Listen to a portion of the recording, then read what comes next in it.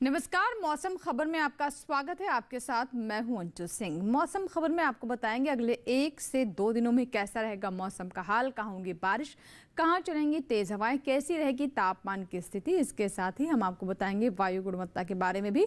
लेकिन शुरुआत करते हैं मौसम से जुड़ी 5 बड़ी खबरों के साथ। वो कौन से 5 राज्य हैं जिनसे जुड़ी 5 बड़ी खबरें हैं, तो उनके बारे में आपको बता दें। सबसे पहले बात जम्मू कश्मीर की। आपको बता दें कि बिजली की चमक के साथ यहाँ पर काफ़ी तेज हवाएं चलने की संभावना बनती नजर आ रही है। उसी तरीके से उत्तराखंड में बिजली की चमक के साथ चलेंगी तेज हवाएं। उत्तराखंड में भी काफ़ी तेज हवाएं चल सकती हैं बिजली की चमक के साथ।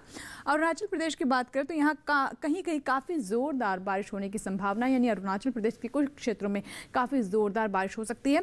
अगली बात रायलसीमा से जुड़ी हुई गिने चुने इलाकों में यहाँ पर हो सकती है मूसलाधार बारिश। पूरे क्षेत्र में नहीं, लेकिन कुछ एक इलाकों में काफ़ी तेज़ बारिश हो सकती है। वहीं कोंकण गोवा की बात करें तो इक्का दुक्का जगह पर यहाँ पर बहुत भारी बरसात हो सकती है। और आइए बात करते हैं मॉनसून ट्रैकर की, जिसमें हम आपको मॉनसून की चाल के बारे में बताते हैं, यानी मॉनसून ने कहां कहां दस्तक दिया है उसके बारे में हम आपको बताते हैं, और अगले 2 से 3 दिनों में कहां कहां मॉनसून पहुंच सकता है। तो अभी आप देख सकते हैं ये पूरा हमारा मॉनसून ट्रैकर है, जिसमें हम आपको बता रहे हैं बंगाल की खाड़ी के जो क्षेत्र हैं, जिसमें बिहार है, झारखंड है, गांगे पश्चिम बंगाल है, यहाँ तक मॉनसून पहुँच चुका है। और वहीं 2 से 3 दिनों की अगर हम बात करें तो मध्य प्रदेश, छत्तीसगढ़, ओडिशा, उत्तर प्रदेश, विदर्भ और आंध्र प्रदेश में अगले 2 से 3 दिनों में मॉनसून दस्तक दे सकता है। तो ये है मॉनसून ट्रैकर, जिसमें हम आपको बताते हैं कि मॉनसून की अभी दिशा क्या है, कहाँ कहाँ किन राज्यों में दस्तक दे दी और अगले 2 दिनों में कहाँ पहुँचने वाला है। और आइए बात करते हैं मौसम पूर्वानुमान की, जिसमें हम सबसे पहले आपको बताते हैं कि देश के कौन कौन से वो राज्य हैं जिनको लेकर सावधान रहने की जरूरत है या फिर नजर बनाए रखने की जरूरत है। सबसे पहले हम बात करते हैं पूर्वोत्तर के राज्यों की, जिसमें अरुणाचल प्रदेश, असम, मेघालय आप देख सकते हैं लाल रंग में है। यहाँ पर बहुत तेज बारिश हो सकती है, यानी सावधान रहने की जरूरत है, एक तरह की चेतावनी है।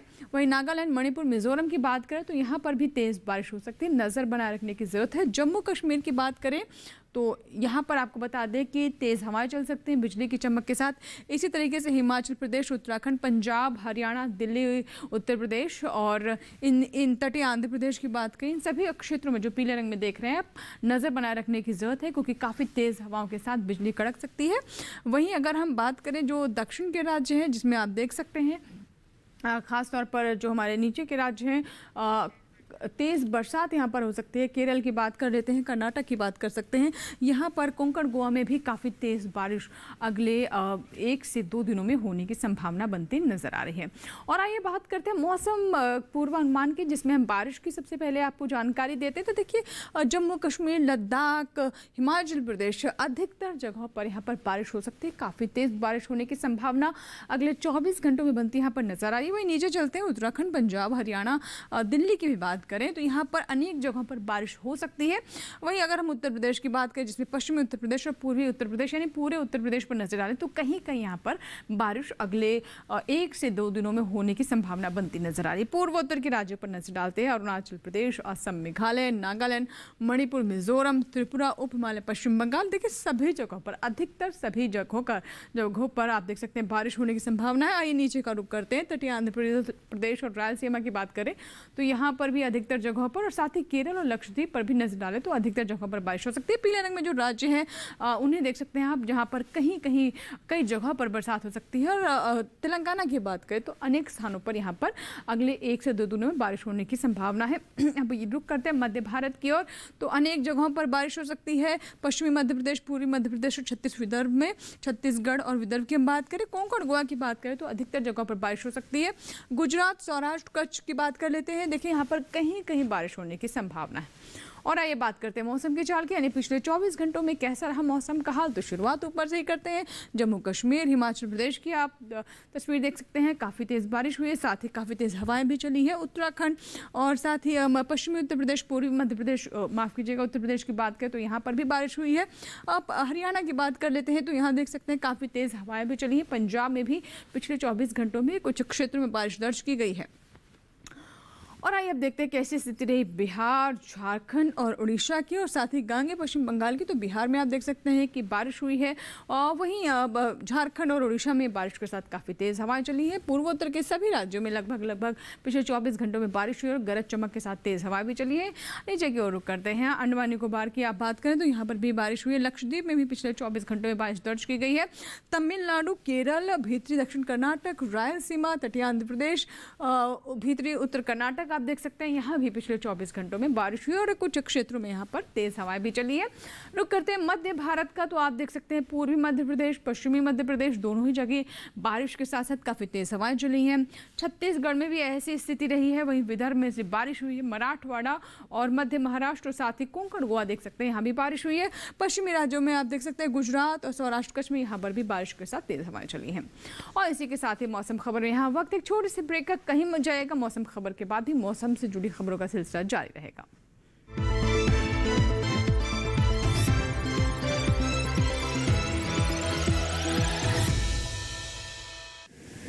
माँ कब आएगा? अभी आएगा। अरे बोलो ना माँ कब आएगा? बोला ना, अभी आ जाएगा। ये ले, आ गया कुआं। अरे कुआं नहीं माँ, हमारे घर नल से जल कब आएगा? नल से जल? अरे गुड्डी, बहुत जल्दी आएगा पानी। जल जीवन मिशन आ चुका है। हम एक कदम उठाएंगे तो सरकार 10 कदम उठाएगी। सच?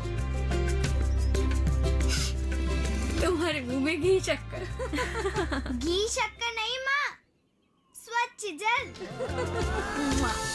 2024 तक देश के सभी 19 करोड़ घरों में पहुंचेगा पीने का साफ पानी। अब होगा हर घर जल। जल जीवन मिशन, जल शक्ति मंत्रालय, भारत सरकार।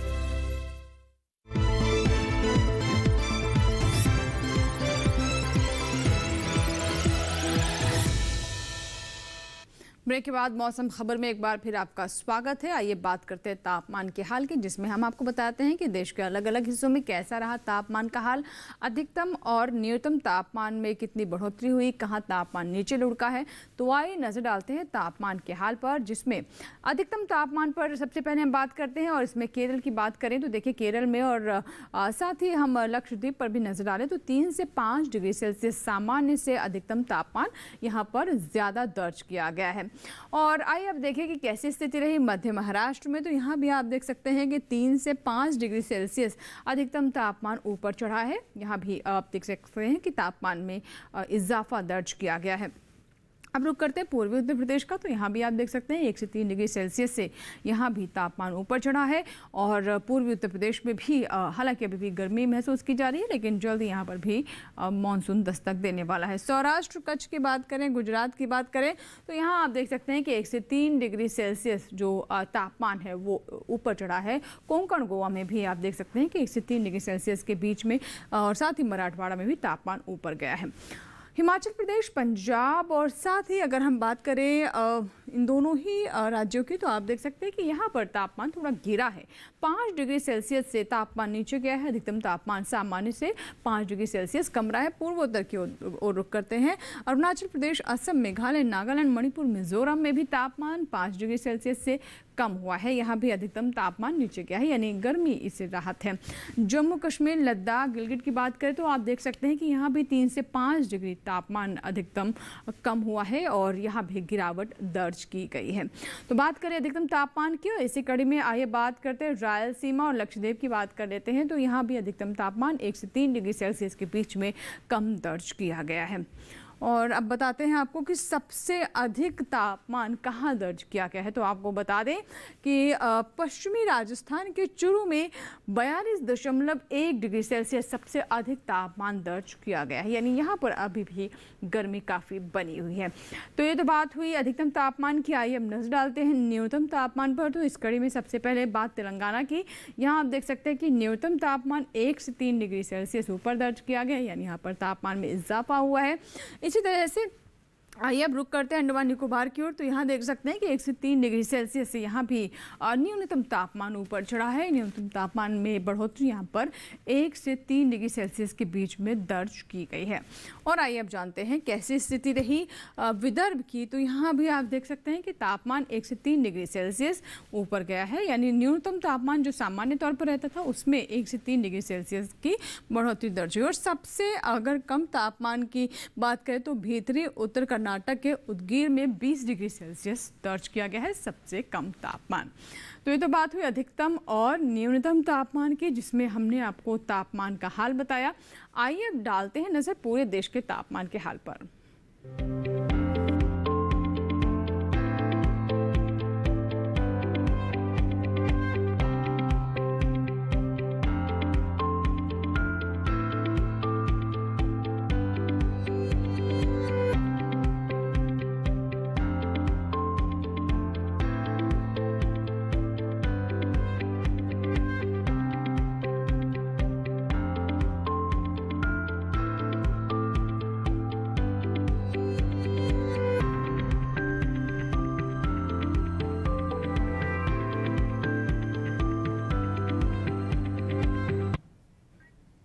और इसी के साथ ही मौसम खबर में यहाँ वक्त है एक छोटे से ब्रेक का। कहीं मत जाएगा, बने रहे मौसम खबर के साथ।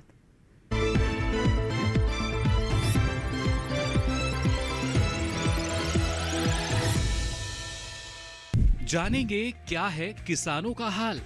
हम पहुंचेंगे आपके गांव। मिलेगा सरकारी योजनाओं का ज्ञान। जब लगेगी चौपाल, देखिए चौपाल चर्चा सोमवार से शुक्रवार सुबह 9 बजे सिर्फ दूरदर्शन किसान पर।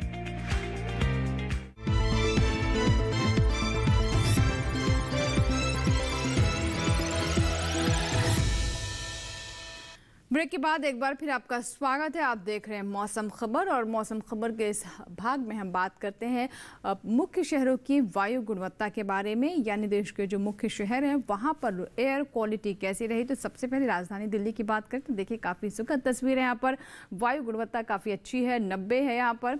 और अगर लखनऊ की बात करें तो 198 है वायु गुणवत्ता, जो कि संतोषजनक श्रेणी में है। वहीं पटना पर भी नजर डालते हैं, यहाँ भी स्थिति 144 की है, यानी ये भी संतोषजनक श्रेणी में है। यहाँ भी वायु गुणवत्ता बेहतर नजर आ रही है। हैदराबाद की बात करें तो यहाँ पे आप देख सकते हैं कि वायु गुणवत्ता 85 है और ये भी संतोषजनक और अच्छे के काफ़ी करीब है। पुणे की बात करें तो 38 है वायु गुणवत्ता और ये बहुत अच्छी स्थिति है, काफ़ी अच्छी है वायु गुणवत्ता पुणे की। कोलकाता में भी आप देख रहे हैं कि स्थिति पहले से काफ़ी बेहतर हुई और बहुत अच्छी है यहाँ पर भी वायु गुणवत्ता। मुंबई की बात कर लेते हैं, संतोषजनक श्रेणी में है ये, 122 है वायु गुणवत्ता मुंबई की। बेंगलुरु की बात करते हैं, 54 है वायु गुणवत्ता और ये भी अच्छे और बहुत अच्छे के बेहद करीब है, आप देख सकते हैं। और ये वायु गुणवत्ता की बात हुई। अब बात करते हैं पर्यटन पूर्वानुमान की, यानी जो देश के मुख्य पर्यटक स्थल है वहाँ पर स्थिति कैसी रहने वाली है मौसम की। तो सबसे पहले जम्मू कश्मीर के गुलमर्ग की बात करते हैं। आप देख सकते हैं कि अगले 4 दिनों में 3 दिन यहाँ पर बारिश हो सकती है और बुधवार को गरज चमक के साथ बौछारें हो सकती हैं, लेकिन पहले 3 दिन पूरी तरीके से बारिश की संभावना बनती नजर आ रही है। अधिकतम तापमान 14 डिग्री, न्यूनतम तापमान पहले 3 दिन 6 डिग्री पर कांस्टेंट रहेगा। और अब बात करते हैं हिमाचल प्रदेश के कुल्लू की, तो यहाँ देख सकते हैं कि अगले 3 दिन गरज चमक के साथ बौछारें पड़ सकती है। बुधवार आते आते मौसम काफ़ी खुल जाएगा और ये बादल छाने के साथ हालांकि धूप निकली रहेगी। तापमान 31 डिग्री, अधिकतम तापमान चारों ही दिन एक जैसा रहने वाला है और न्यूनतम तापमान 14 डिग्री सेल्सियस। तो ये तो बात हुई हिमाचल प्रदेश के कुल्लू की, जहां पर अब चौथे दिन मौसम थोड़ा बेहतर रह सकता है। कुरुक्षेत्र की बात कर लेते हैं, देख सकते हैं कि काफ़ी गर्मी यहाँ पर पड़ रही थी, लेकिन हरियाणा के कुरुक्षेत्र में अब काफ़ी ठंडक यानी गर्मी से थोड़ी राहत आप कह सकते हैं कि मिल सकते हैं अगले 4 दिनों में। रविवार, सोमवार, मंगलवार को बारिश हो सकती है और बुधवार को यहाँ पर बादल छाए रहेंगे, लेकिन तापमान जो यहाँ पर 40 पार जा रहा था उसमें काफ़ी राहत है। 32 से 36 डिग्री सेल्सियस के बीच में अधिकतम तापमान यहाँ पर रह सकता है अगले 4 दिनों में। बिहार के बोधगया में भी आप देख सकते हैं कि काफ़ी स्थिति पहले से सुधरी है, यहाँ भी तापमान काफ़ी था, 40 पार जा रहा था। और तो आप देख सकते हैं कि 35 से 38 डिग्री सेल्सियस के बीच अगले 4 दिनों में यहाँ पर तापमान रह सकता है। न्यूनतम तापमान 26 से 27 डिग्री सेल्सियस के बीच में बोधगया में अगले 4 दिनों में दर्ज किया जाएगा, यानी पहले से काफ़ी गर्मी में यहाँ पर भी राहत है। ओडिशा की पुरी आप जाना चाहते हैं तो देखिए यहाँ पर लगातार बारिश ही हो रही है और अभी भी अगले 4 दिनों में ही बारिश होने की संभावना बनी हुई है। ऐसी स्थिति बनी रहेगी। अधिकतम तापमान 32 से 34 डिग्री सेल्सियस के बीच में रहेगा। न्यूनतम तापमान 27 से 28 डिग्री सेल्सियस के बीच में, यानी जो लगातार यहाँ पर ट्रेंड चला आ रहा है लगभग वही अगले 4 दिनों में यहाँ पर रहने वाले हैं। तो पुरी में बारिश का जो सिलसिला है वो अगले 4 दिनों में भी जारी रहेगा। असम के सिलचर अगर आप जाना चाहते हैं तो यहाँ भी देखिए बारिश हो रही है और हम आपको लगातार बता रहे हैं कि सिलचर में बारिश होती ही आ रही है और ऐसा ही अगले 4 दिनों में भी होता रहेगा। अधिकतम तापमान 30 से 32 डिग्री सेल्सियस के बीच में, न्यूनतम तापमान आप देख सकते हैं कि 24 से 26 डिग्री सेल्सियस के बीच में सिलचर में दर्ज किया जा सकता है। तो असम के सिलचर की बात करें तो असम में वैसे भी आप जानते हैं कि अभी बारिश लगातार चल रही है। और आइए अब बात करते हैं नागालैंड के कोहिमा की। तो यहाँ भी बारिश का सिलसिला जारी है। 4 दिन बारिश होती रहेगी। तापमान जहाँ रविवार को 24 डिग्री सेल्सियस है वहीं अगले 3 दिनों में इसमें 2 डिग्री से इजाफा हो सकता है और कांस्टेंट 26 डिग्री सेल्सियस पर अधिकतम तापमान बना रहेगा। न्यूनतम तापमान 16 से 18 डिग्री सेल्सियस के बीच अगले 4 दिनों में यहाँ पर बना रह सकता है। लेकिन बारिश पर ज़रूर गौर करें कि चारों ही दिन यहाँ पर लगातार बारिश होती रहेगी। तमिलनाडु के कन्याकुमारी में आप जाना चाहते हैं तो रविवार को देखिए गरज चमक के साथ छींटे पड़ सकते हैं, लेकिन उसके अगले 3 दिन यहाँ पर बारिश होती रहेगी। तापमान कोई बदलाव नहीं है, ना अधिकतम या न्यूनतम तापमान में कांस्टेंट यहाँ पर तापमान चारों ही दिन बना रहेगा। रविवार को हालांकि बारिश यहाँ पर नहीं होगी ज़्यादा, लेकिन गरज चमक और बिजली की चमक के साथ बौछारें ज़रूर पड़ सकते हैं, लेकिन उसके बाद बारिश का सिलसिला जारी रहेगा। राजस्थान के जोधपुर अगर आप जाना चाहते हैं तो देखिए पहले से यहाँ पे भी थोड़ी स्थिति बेहतर हुई है, लेकिन गर्मी भी बनी हुई है। अगले 3 दिनों में 38 डिग्री तापमान रहेगा। अधिकतम तापमान, न्यूनतम तापमान 30 पर कांस्टेंट है और बुधवार आते आते थोड़ी गर्मी और आपको महसूस हो सकती है। 39 हो सकता है तापमान और काफ़ी चटक धूप बुधवार को रह सकती है। हालांकि पहले 3 दिन थोड़ी यहाँ पर राहत रहने की उम्मीद है।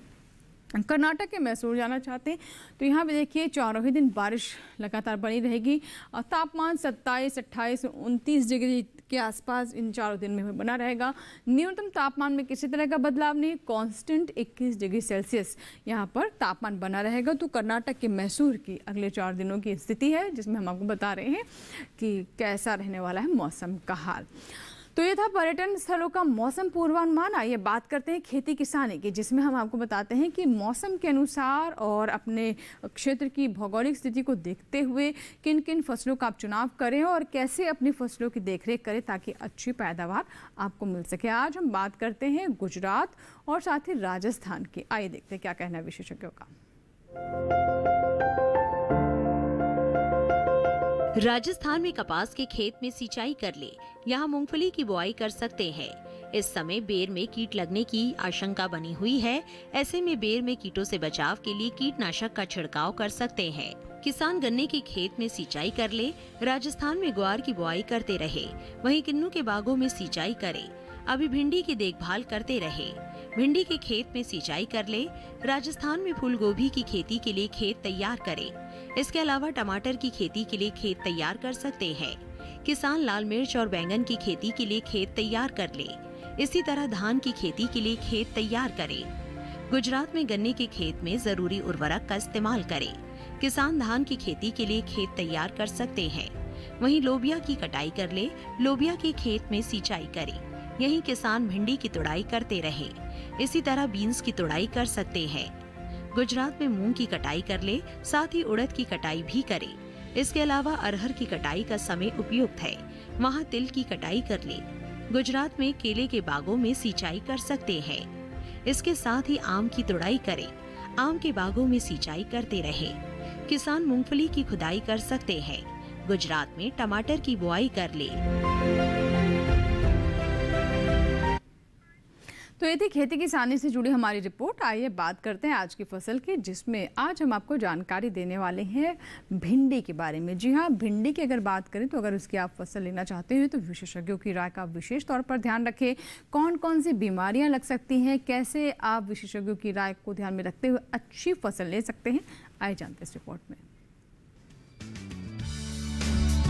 ये मौसम भिंडी की बुआई के लिए अनुकूल है। उत्तरी भारत के मैदानी इलाकों में गर्मी की फसल जनवरी के अंतिम सप्ताह से मार्च तक और बरसात की फसल जून से जुलाई तक बोई जाती है। 1 हेक्टेयर में भिंडी की बुआई के लिए 18 से 22 किलो बीज पर्याप्त है। भिंडी की बुआई करने से पहले खेतों को जोत कर तैयार कर ले। खरपतवार को साफ कर ले। बुआई करते समय कतार से कतार की दूरी 30 सेंटीमीटर और पौध से पौध की दूरी 13 से 15 सेंटीमीटर रखें। किसान भिंडी की कई किस्मों की बुआई कर सकते हैं, जैसे पूसा मखमली, पूसा सावनी, लाल भिंडी और IHR 31 आदि। पूसा मखमली किस्म की भिंडी की लंबाई 6 से 8 इंच तक होती है। ये भिंडी लंबी, सीधी, चिकनी और हरे रंग की होती है। पूसा सावनी किस्म की भिंडी की लंबाई 10 से 15 सेंटीमीटर होती है। ये लंबी, पतली, नरम, चिकनी और गहरे हरे रंग की होती है। पूसा सावनी किस्म की 1 हेक्टेयर में 80 से 100 क्विंटल तक पैदावार ली जा सकती है। लाल भिंडी लंबी, सीधी और गुदेदार होती है, जबकि IHR 31 किस्म की भिंडी की लंबाई 24 सेंटीमीटर तक होती है। ये मोटे गुदे वाली और हल्के हरे रंग की होती है। अगर बात सिंचाई की करें तो बुआई के तुरंत बाद फसल में पहली सिंचाई करें और फिर दूसरी और तीसरी सिंचाई 3 से 4 दिन के अंतराल पर करें। फसल की अच्छी पैदावार के लिए खेतों में समय समय पर निराई गुड़ाई करते रहें। इसी के साथ ही मौसम खबर में फिलहाल इतना ही, लेकिन आप अब हमारा ये कार्यक्रम हमारे YouTube चैनल पर भी देख सकते हैं। इसके लिए करना बस आपको ये है कि टेलीविज़न स्क्रीन पर दिखाए जाने वाले QR कोड को आपको स्कैन करना होगा। इसे आप स्कैन कीजिए और देखिए YouTube पर DD किसान के सभी कार्यक्रम और साथ ही मौसम खबर भी। इसी के साथ ही मौसम खबर में फिलहाल इतना ही। उम्मीद करते हैं हमारे किसानों को मौसम खबर से मदद मिल रही होगी। मौसम का ताज़ा हाल और कृषि सलाह लेकर फिर होंगे हाजिर। आप बने रहें दूरदर्शन किसान के साथ। नमस्कार।